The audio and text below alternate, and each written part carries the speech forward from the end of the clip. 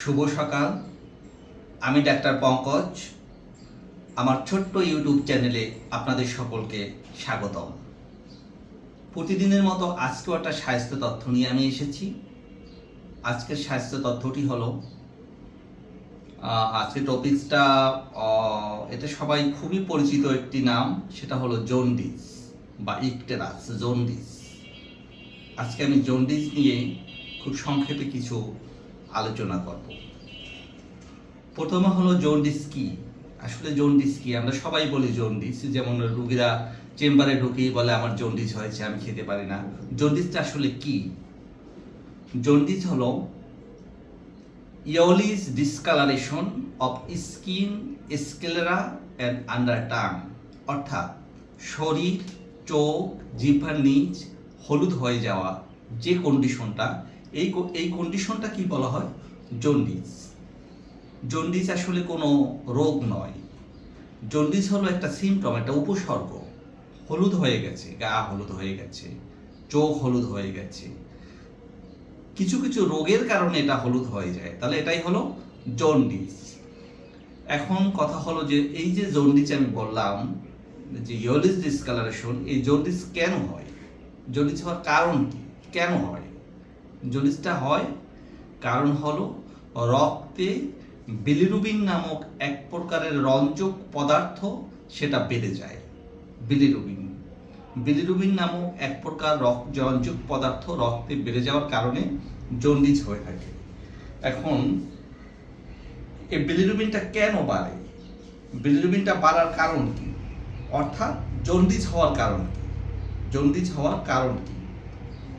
Jaundice হওয়ার কারণ এক নম্বরে, যেটা খুবই কমন আমাদের দেশে, এবং শুধু আমাদের দেশে না, সারা ওয়ার্ল্ডই সবচেয়ে কমন কারণ হলো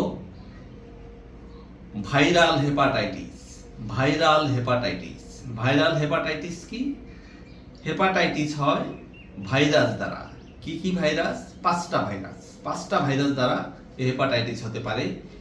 এ, বি, সি, ডি, ই, এই 5 ধরনের ভাইরাস দ্বারা হেপাটাইটিস হতে পারে। এর ভিতরে হেপাটাইটিস এ এবং হেপাটাইটিস ই, এই দুটো হলো খাবারের মাধ্যমে ছড়ায়। আর বি, সি, ডি, এই 3টা ভাইরাস প্যারেন্টাল রুটে ছড়ায়। খাবারের মাধ্যমে কিভাবে ছড়ায়? খাবারের মাধ্যমে ছড়ায় যেমন যদি কোনো খাবার এই এ ভাইরাস এবং ই ভাইরাস দ্বারা সংক্রমিত হয়ে থাকে এবং সেই খাবার আমরা খেয়ে থাকি, তাহলে এটা হতে পারে। বেশিরভাগ ক্ষেত্রে এটা হয়, যেমন রাস্তার পাশে ফুটপাতে যে দোকানগুলি থাকে, ওই দোকানগুলিতে যে ফুচকা, চটপটি ইত্যাদি বিক্রি করে, যে টকটা দেয়, তারা যে পানিটা ব্যবহার করে, ওই পানিটা অনেক সময় কন্টামিনেটেড থাকে। এছাড়া অন্যভাবেও কোনো পানি বা খাবার যদি এ এবং ই ভাইরাস দ্বারা সংক্রমিত হয়ে থাকে, তাহলে এটা হতে পারে। আবার আরেকটা গুরুত্বপূর্ণ জিনিস, আমরা হোটেলে যে সালাডটা খেয়ে থাকি, ওই সালাডটা যে পানিতে ধুয়ে থাকে, সেই পানিটা হয়তো যদি কখনো ওটা খুব পরিষ্কার পানি হয় না, এবং কখনো কখনো এটা ভিটামিন হেপাটাইটিস এ এবং ই দ্বারা সংক্রমিত হয়ে থাকে। কাজে এর মাধ্যমে এ এবং ই ছড়াতে পারে। বি, সি, ডি এবং প্যারেন্টাল রুটে ছড়ায়। প্যারেন্টাল রুটে কি? যেমন সিরিঞ্জ যদি এক সিরিঞ্জ দিয়ে একাধিক রোগীকে ব্যবহার করা হয়, তাহলে ওই সিরিঞ্জ কোনো কন্টামিনেটেড ভাইরাসের দ্বারা কন্টামিনেটেড রোগী থেকে একজন সুস্থ মানুষের দেহে যেতে পারে। আবার হতে পারে ব্লাড ট্রান্সফিউশন।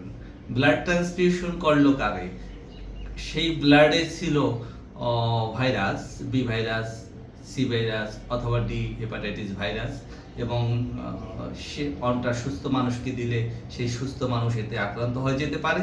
তাই ব্লাড ট্রান্সফিউশনের আগে অবশ্যই ভালোভাবে স্ক্রিনিং টেস্ট করে নেওয়া উচিত। যে ধরনের ভাইরাস নাই, এটা স্ক্রিনিং টেস্ট করে নেওয়া উচিত। এ ভাইরাস, বি, সি এবং ডি ভাইরাস ছড়ানোর আরও একটা কারণ আছে। সেটা হলো, আমরা বলে থাকি যে এটা কোনো ধরনের মেলামেশা যদি করে, কোনো মেলামেশার মাধ্যমে এটা শারীরিক সম্পর্ক, যেটা শারীরিক মেলামেশা, এর মাধ্যমেও এটা ছড়াতে পারে। এখন এটা বললাম আমরা যে কিভাবে ছড়ায়, এই ভাইরাসটা কিভাবে ছড়ায়। তারপর হলো এটা কিভাবে নির্ণয় করব। ভাইরাস ছড়িয়ে গেছে, কেউ জন্ডিসে আক্রান্ত হয়ে গেছে, নির্ণয় করব কিভাবে? নির্ণয় করার জন্য আমাদের টেস্ট করতে হবে। প্রথমে আমরা ক্লিনিক্যাল ফিচার্স দেখব, ক্লিনিক্যাল ফিচার্সের সিমটমগুলি দেখব, সাইন দেখব। তারপর হলো ইনভেস্টিগেশনস করব, ল্যাব ইনভেস্টিগেশনের ভিতরে আমরা সিরাম বিলিরুবিন দেখি, এইচজিবিটি, এইচজিওটি এটা দেখি, প্রথম দিন টাইম দেখি, আমরা আলট্রাসোনোগ্রাম করি এবং এগুলি করে আমরা নির্ণয় করি যে তার জন্ডিস হয়েছে কিনা, হেপাটাইটিস বি ভাইরাস আছে কিনা, এ ভাইরাস আছে কিনা, এগুলি টেস্ট আমরা করে থাকি। এগুলি টেস্ট করলে বোঝা যায় যে সে কোন ভাইরাস দ্বারা আক্রান্ত হয়েছে। এর টেস্ট আছে, ইনভেস্টিগেশনস আছে, সেই ইনভেস্টিগেশনগুলি আমরা করে থাকি এবং করে প্রকৃত ভাইরাসটা নির্ণয় করি এবং সেই অনুসারে তাকে ম্যানেজমেন্ট দিয়ে থাকি। এখন চিকিৎসাটা কি, আসলে কি চিকিৎসা? জন্ডিসের চিকিৎসা অ্যাকর্ডিং টু কজ। আমরা তো একটা বললাম যে জন্ডিস যে এটা হেপাটাইটিস দ্বারা হয়। জন্ডিস কি শুধু হেপাটাইটিস দ্বারা হয়? তা নয়, হেপাটাইটিস তো একটা কারণ, এছাড়াও জন্ডিস হতে পারে। এছাড়া জন্ডিস হতে পারে যেমন হিমোলাইটিক জন্ডিস, যদি লোহিত রক্তকণিকা কোনো কারণে ভেঙে যায় তাহলে হিমোলাইটিক জন্ডিস হতে পারে, যেমন থ্যালাসেমিয়ায় ভেঙে যায়। এরকম আরও অনেক কারণ আছে, কনজেনিটাল কারণ আছে।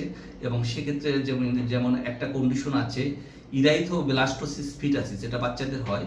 ব্লাডটা যদি নেগেটিভ রক্তের কোনো মায়ের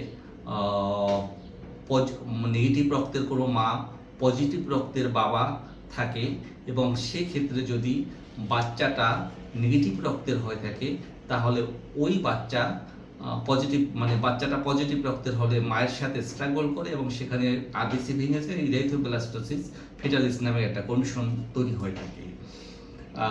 এছাড়া অবস্ট্রাকটিভ জন্ডিস নামে এক ধরনের জন্ডিস আছে, যেমন গলস্টোন হয়েছে, গল ব্লাডারে পাথর হয়েছে এবং বাইল ডাক্টের ভিতরে ওই পাথর দিয়ে আটকে আছে, তাহলে সেক্ষেত্রেও জন্ডিস ডেভেলপ করতে পারে। এছাড়া কিছু এনজাইমের কারণেও জন্ডিস হয়ে থাকে, যেমন গিলবার্ট সিনড্রোম নামে একটা সিনড্রোম আছে, এই সিনড্রোমে জন্ডিস হয়ে থাকে। আরও নানা ধরনের কনজেনিটাল অ্যাবনর্মালিটি আছে যে ক্ষেত্রে জন্ডিস ডেভেলপ করতে পারে। জন্ডিসের চিকিৎসা হলো অ্যাকর্ডিং টু কজ, তার কী কারণে জন্ডিস হয়েছে সেই কারণগুলি যদি আমরা সরাই দিতে পারি তাহলেই জন্ডিস ভালো হয়ে যাবে। যেমন হেপাটাইটিস যারা যদি হয়ে থাকে তাহলে আমরা প্রথমেই বলে থাকি বেড রেস্ট, সে পূর্ণমাত্রায় রেস্টে থাকবে, একেবারে কমপ্লিট বেড রেস্টে থাকবে এবং তার সাথে আমরা কিছু মেডিকেশন, বিশেষ করে খাবার এর পরামর্শ দিয়ে থাকি। জন্ডিসে কোনো ধরনের খাবার আমরা বলি না যে একেবারে নিষেধ, খাবার খেতে পারবে, রেস্টে থাকবে। ভিটামিন বি কমপ্লেক্স জাতীয় কিছু ঔষধ আমরা দিয়ে থাকি, কারণ আমরা জানি যে ভিটামিন বি কমপ্লেক্স এটা কিছুটা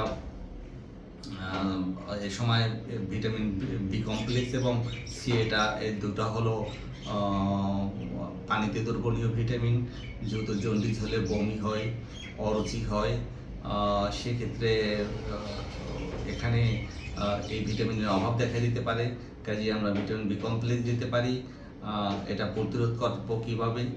আমরা সিরিঞ্জ ব্যবহার করব এক রোগীর জন্য একটাই, তারপর ফেলে দেব।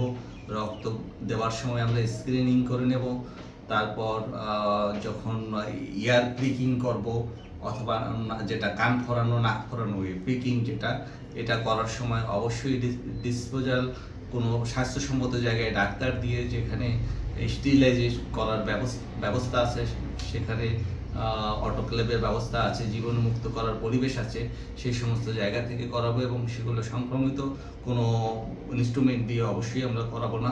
কুসংস্কার, জন্ডিস নিয়ে অনেক কুসংস্কার আছে। অনেকেই আমাদের কাছে আসে যে জন্ডিস হয়েছে, আমরা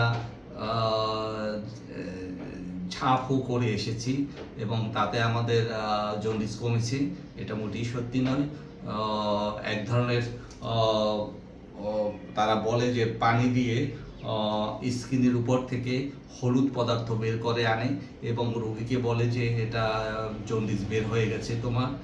কোনো কর্মী সঠিক তথ্য নয়, কারণ আমরা জানি যে বিলিরুবিনটা এটা থাকে হলো রক্তের ভিতরে, রক্তের লোহিত রক্তকণিকা ভেঙে হয় এবং রক্তের ভিতরে বিলিরুবিনটা থাকে সিরামের ভিতরে। এই বিলিরুবিন কখনো রক্তনালী, মাসেল, চামড়া সব ভেদ করে উপরে চলে আসতে পারে না। এটা অনেক সময় বিভিন্ন ধরনের চুন বা কোনো কেমিক্যাল হাতে লাগিয়ে নিয়ে আসে এবং সেই ক্ষেত্রে এগুলি দিয়ে হলুদ বর্ণ পানি বের করে। কাজে এ ধরনের কুসংস্কার থেকে আপনারা সবাই বের হয়ে আসবেন, এটাই আমি প্রত্যাশা করি। কোনো ধরনের কুসংস্কার নয়, জন্ডিস কোনো রোগ নয়, জন্ডিস একটি উপসর্গ। যে রোগের কারণে জন্ডিস হয়েছে সে রোগের চিকিৎসা করুন এবং সুস্থ হয়ে যান। আপনাদের সকলের সুস্থতা কামনা করি। সবাই ভালো থাকবেন, সুস্থ থাকবেন।